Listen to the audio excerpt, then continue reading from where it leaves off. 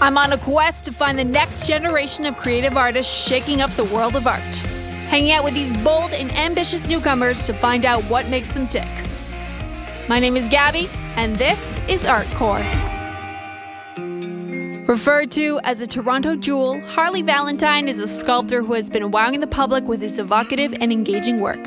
His pieces are intricate dances of shape bursting from the ground all over the city, and today we're going inside his studio by the lake.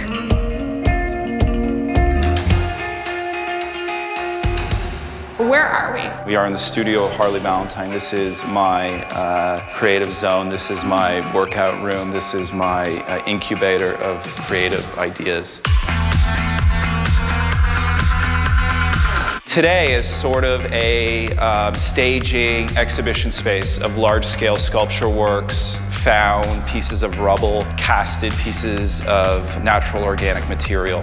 What will evolve from this space are installations and gallery shows that I will take to outdoor spaces and to museums of the lake. The first thing I noticed is all these kind of raw materials. And I know you have a background, especially in steel, which I thought was so fascinating. And steel for me it runs in my veins. I was born in Hamilton, Ontario, and really grew up like a third generation steel worker. So the idea now as an artist that I can work in the medium and sort of reimagine what you can do with steel, incorporating the highest skill level of steel working and welding to create very non-utilitarian objects, but are for the soul and for the mind.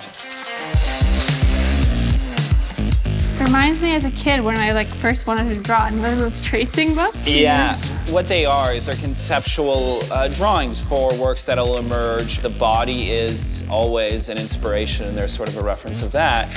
And the idea is sort of layering these geometric line drawings over the body to capture how the body moves and how you can formulate the curves of the organic form into a rigid geometric system.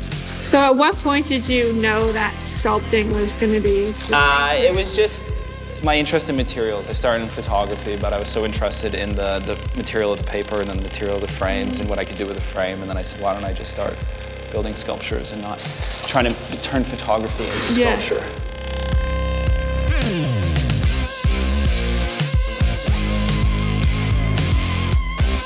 What's interesting in working in the public sphere with sculpture, working on public art projects, is this idea that you can tap into cities' histories, you can tap into people's histories. With the Dream Ballet, for instance, I tapped into the history of the National Ballet and the way that, that was a stepping out point for Toronto. As soon as you bring art outside, you're open to a number of factors that can change its look, change its aesthetic, change its dialogue. What stood out to me is how you got around town. Skateboarding. Yeah. Yeah, so skateboarding that was my first taste of self-expression. And I think that idea of movement and motion on a skateboard is very close to that of dance or performance. And what I like to think I do now with these works is capture this idea of moving through space gracefully.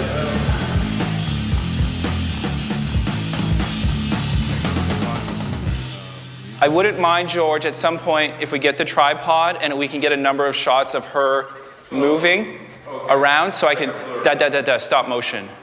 You're going into the form and you're sort of interpreting it as you're going in and then out, and think of like a reaction. Do you think when you add the dancers, what new element kind of? The way that I see it in my head, there's always a dance performing around it. It's a dance in itself, but I always see motion around it. So what it does for the audience, it brings them hopefully one step further into my imagination, my creative process. And the idea that you can compare let's say the rigid, geometric planar forms of a sculpture to the organic forms of the body, and when it's in motion, I think there's a real dialogue that happens there that we all respond to.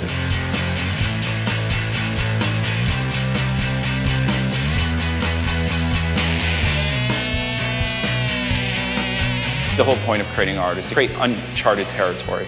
And for me, with dance, as soon as you get a dancer in the room, it becomes a very vibrant, new, exciting medium, where you look at a sculpture and you say, okay, I've seen this in an art history book, but as soon as you pair it with a piece of choreography, pair it with, let's say, a bit of smoke, a bit of light, that's something new.